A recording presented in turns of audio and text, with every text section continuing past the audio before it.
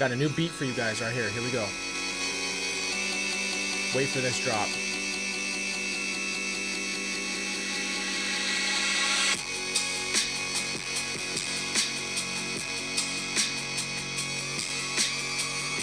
I fixed it, guys.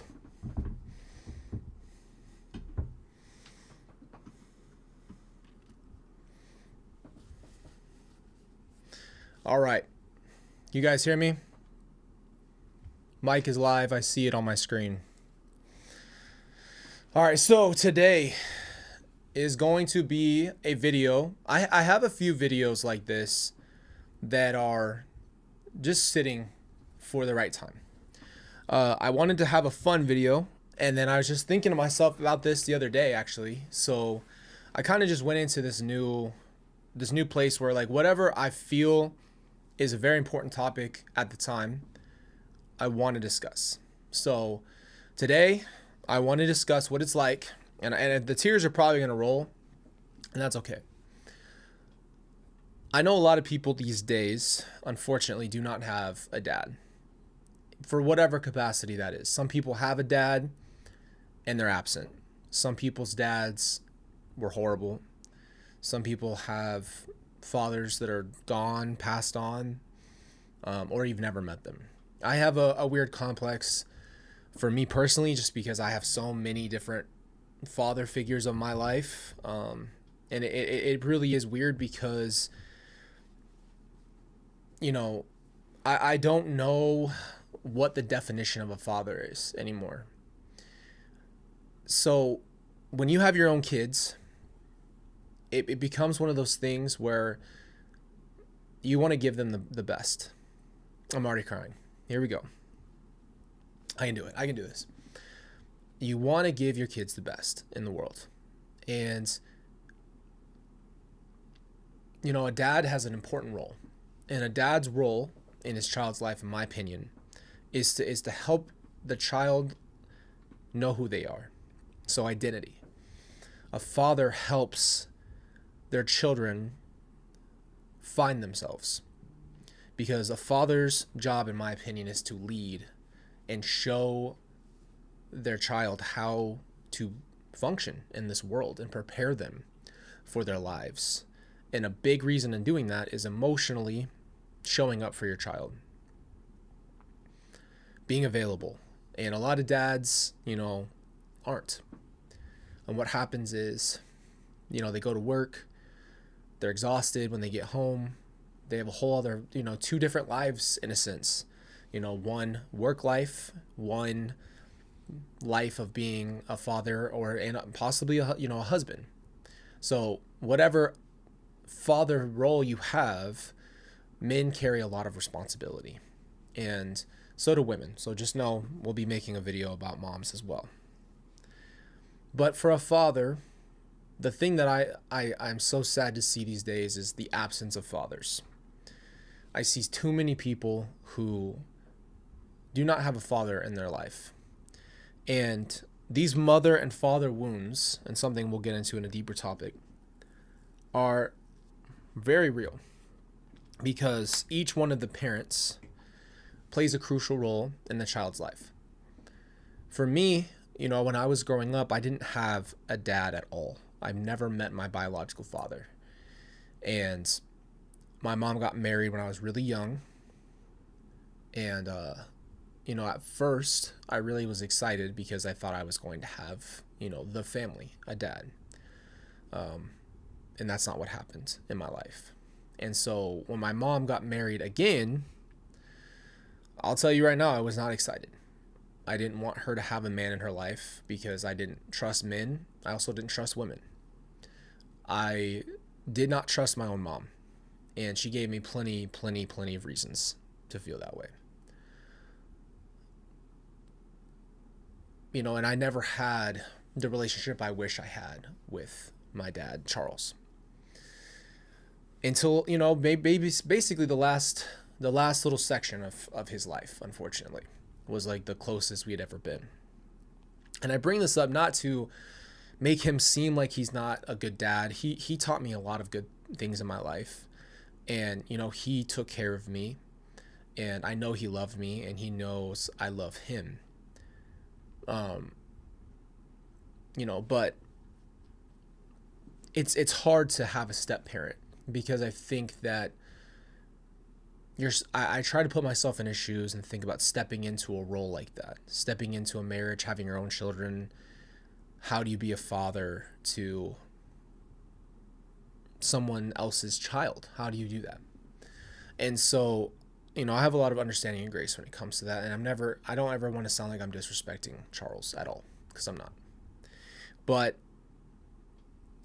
what happened in my life is, once I no longer had parents at all, I just lost the ability to go to someone and ask questions like, how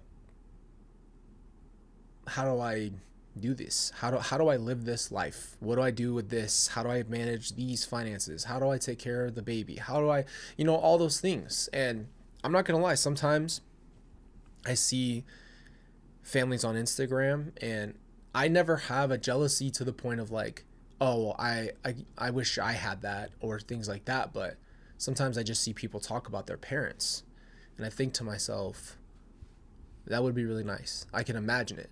I can imagine my family as it was. But specifically, when I see the lack of fatherhood in this generation, men are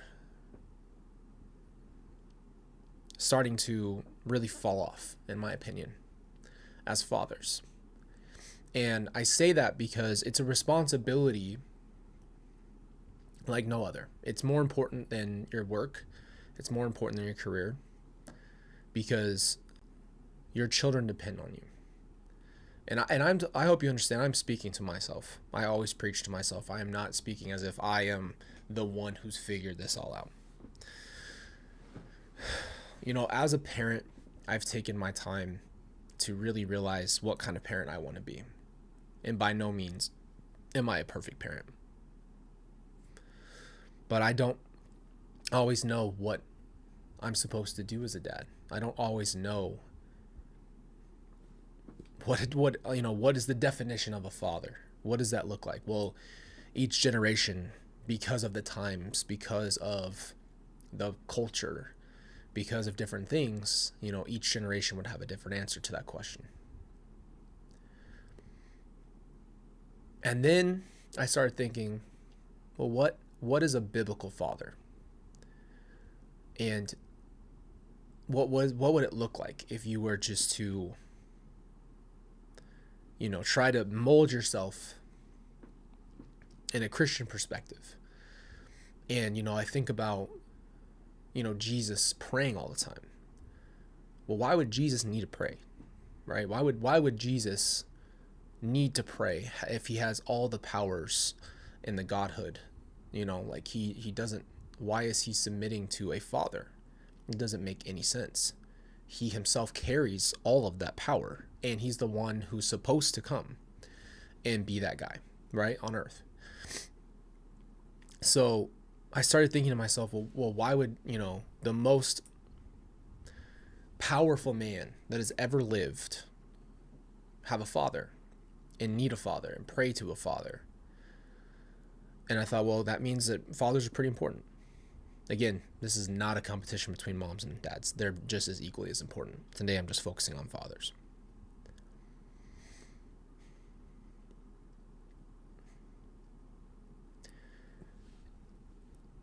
And you know what I realized? The one thing that you can say for Jesus to turn to his father is his father was available.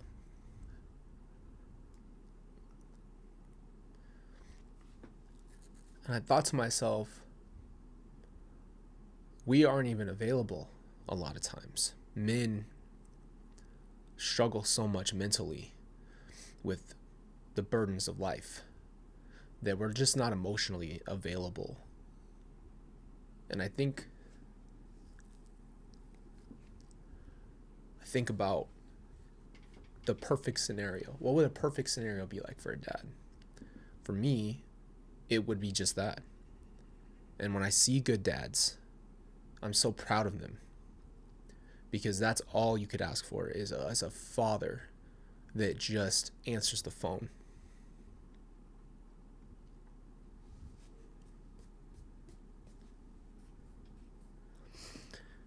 It's just there in your moments, you know. Doesn't have to have the answers. Doesn't have to figure life out for you. Doesn't have to be perfect or have millions of dollars so he can help you financially or buy you stuff. It just really is like a phone call. The presence, the availability. I've realized that that's my greatest tool as a dad. I want my kids to be able to come to me and for me to show up for them. And that's it. That's all I feel like is required. Because outside of that, of course, you want to be a healthy man, a healthy parent. You want to be a good father. And that goes with the pieces that I truly believe are the providing, protecting, and comfort. What happens now is that masculinity has taken a really weird turn, and people's definition of masculinity has changed because of the times. And there's so many versions of it now, right? There's toxic masculinity, there's submissiveness, there's all these misunderstandings of masculinity. For a father to be emotionally available and just be there, his presence to be around, for his children to know they can lean on him, and he doesn't have to have the words to soothe you perfectly, just presence,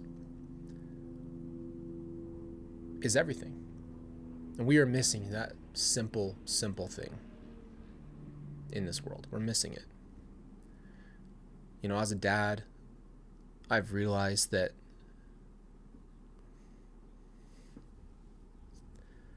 I don't have...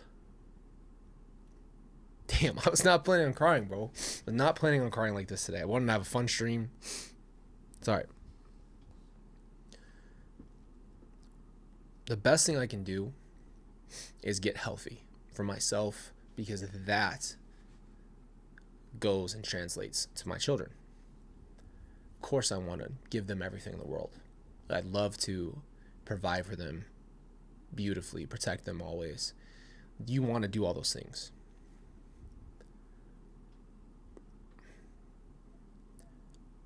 But I don't have that dad to ask for advice. So I'm going to tell you what I've learned. My kids are happy if I sit on the ground and hold the Minnie Mouse stuffy with them and play. My kids are happy when I go in their playroom and talk to them. My kids are happy when I go on a walk with them.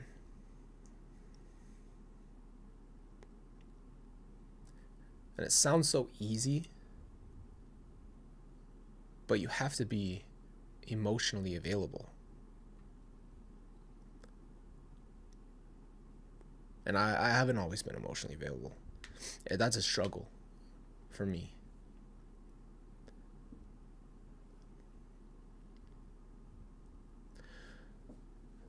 I think the most important thing I've ever learned in my life is that you have the ability to love deeply. We all do. I truly believe that. Every human being. And what happens over time is we go through pain and hurt. And it strips our vulnerability. It strips our desire to share that love. It just strips our humanity away. And we become these versions of ourselves to protect ourselves, to become, I don't need you. I don't need anything from you. I don't want anything from you. And we become angry and we become bitter and we become unforgiving. And we do all these things because we first are protecting ourselves.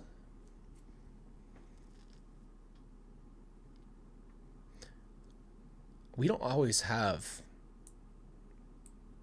all the time in the world.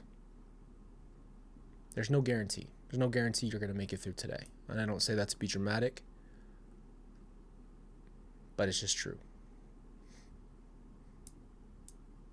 Showing up and being present as a dad means the world to your children, and that is literally that complicated, but yet that simple.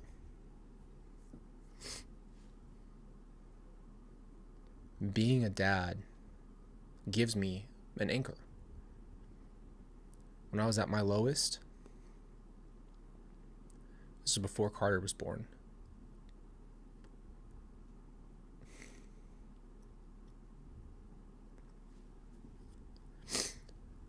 I got to a point where I told you guys this, I wrote a note in my phone, and it had a list of names of people who would be affected. And the first names I wrote were my kids. And I even got to a point where I wrote them letters. I wrote them letters for after I was gone. That is how far I went in this process.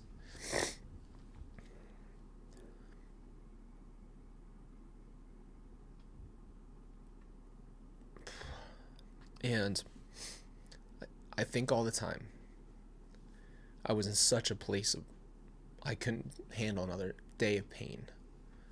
And I think about the pain that I could have put my kids through, the confusion, and them not knowing their dad. I didn't know my dad. And he's not gone. But I didn't know him. So I stayed for them. And I think the most important thing I've done is they're an anchor, but I don't lean on them in a way that's unhealthy. I don't need them to give me life. My mom did that to me. I don't think this is a term in psychology, but I call it leeching, right? I don't want them to feel the burden of my existence. They don't know this, obviously. They don't know that they anchor me that way.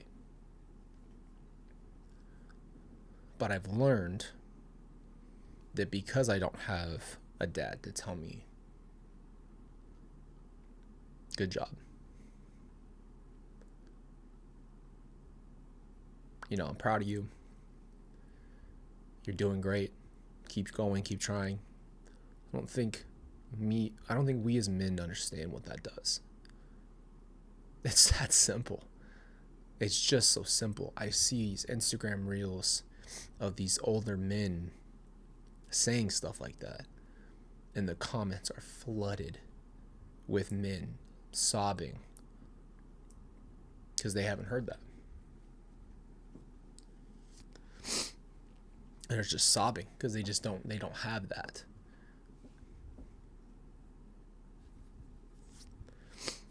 I'm telling you all this because I've learned in the last 7 years of being a dad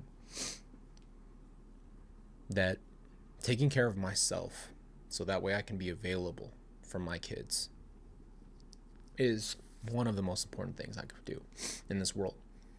Because my responsibility is to help them. I want to give them the opposite life that I had. Opposite. I want them to have everything that love brings in someone's life. You guys have heard me talk about this before, but let me read Monica's chat real quick. Been in pretty tough shape, but slowly making my way back. Never doubt your role as a father to those beautiful kids. They are blessed to have you. Thank you, Monica. And I know you're going through it right now. We're here for you, and thank you. You're doing great.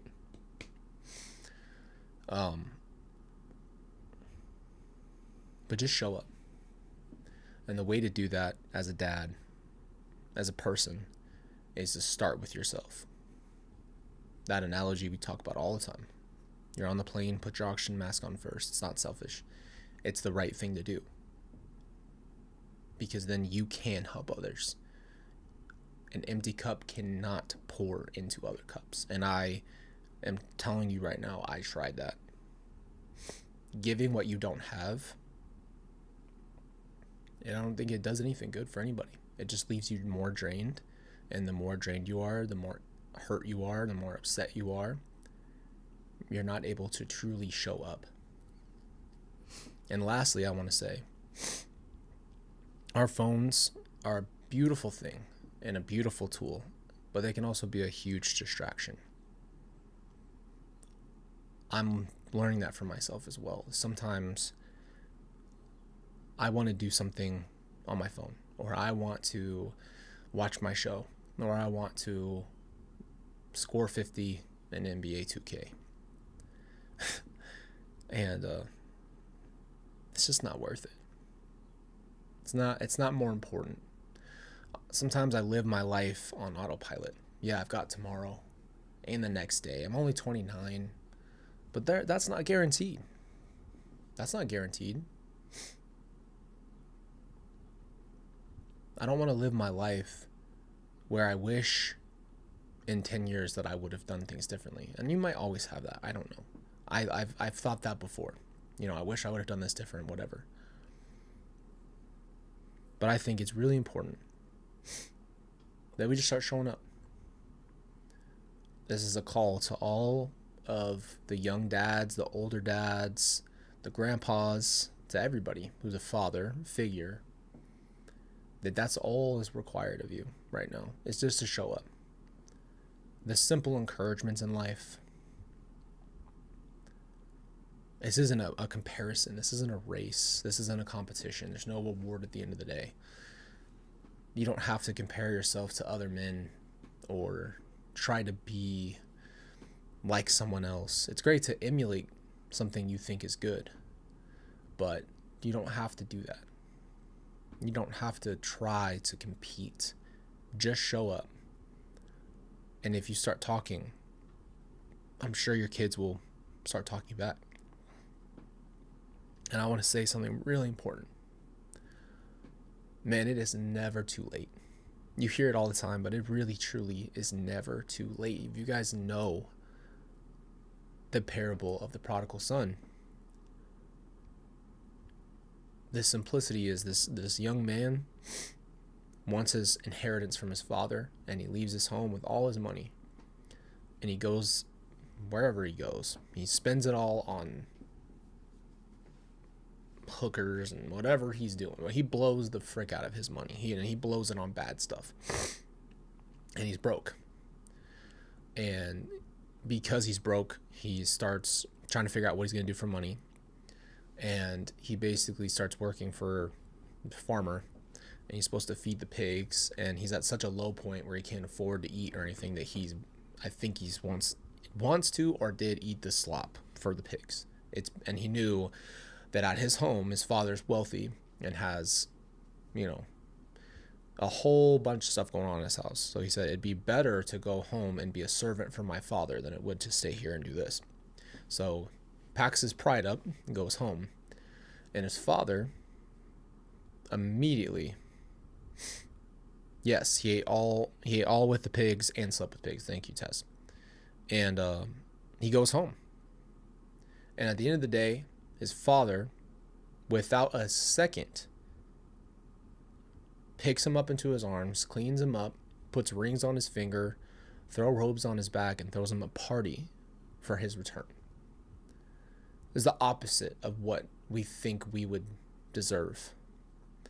This is a parable for God, and this is a parable for what a father feels in that love for their child. And I tell you that because a lot of times these strained relationships are difficult, and there's reasons for everything. But I am someone who has learned that if it is a possibility to make some kind of peace with people, you should do that. I don't need to explain to you that my father was someone that I cut out of my life and did not speak to because I never expected him to have his life taken. And now I don't get to do that here on earth. I don't ever get to have another conversation with him. I don't get to apologize for cutting him off. I don't get to thank him for raising me from 9 years old into a grown man, or taking care of me the way that he did, or anything. I don't get to do that. That's why I tell you it's not too late.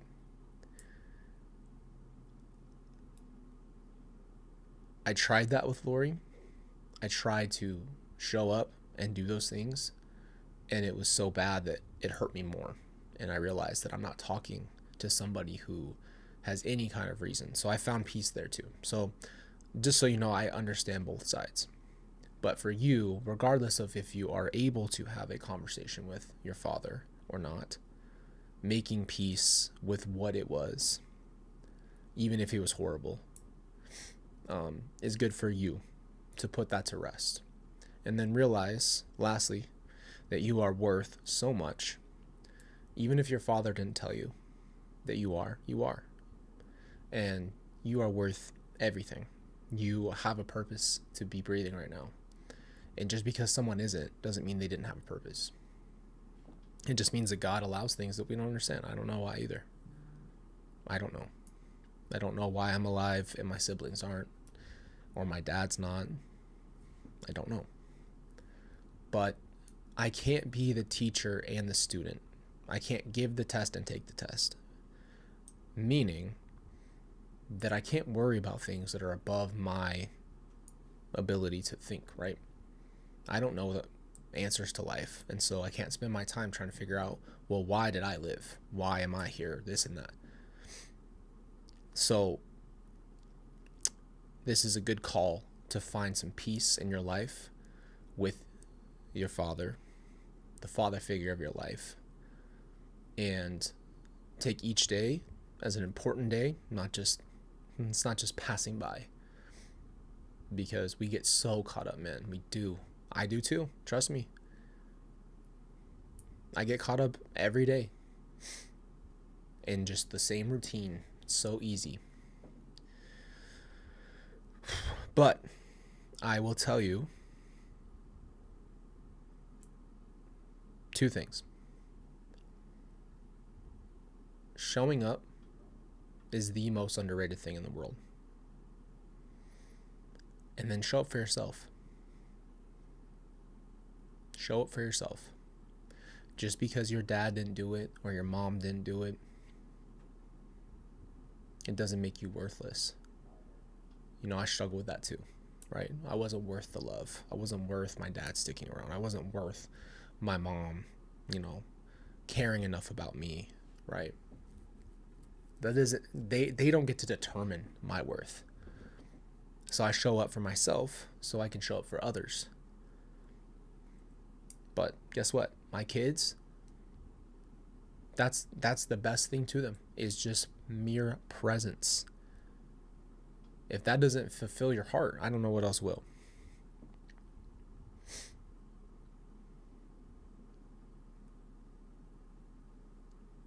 Love you guys, man. Love you a lot. And be kind to yourself. Love yourself. I love you. I love our community. Thank you for giving me a place to talk about stuff that's important and be a chain breaker. Somebody has to, right? Somebody has to stand up one day and say, I'm not going to let this pattern continue. I'm not going to ignore everything. I'm going to stop, and I'm going to be the best version of myself, because that doesn't mean perfection. The best version of yourself doesn't mean you do everything right. The best version of yourself is you trying. That's it. That is it. There's no final grade. I don't know why we feel that way. There's no final A or D. Just keep trying. Get up and try again. Anything that's ever been great, anyone who's ever been great will tell you their failures first. Failure is just not getting all the way. But if you mess up, you try again. That's all you have. Effort. Love you guys, man. Mods, appreciate you. Community, love you. Make today count, as Tess always says. I love that. Make today count. It's as true as it gets. Love you guys.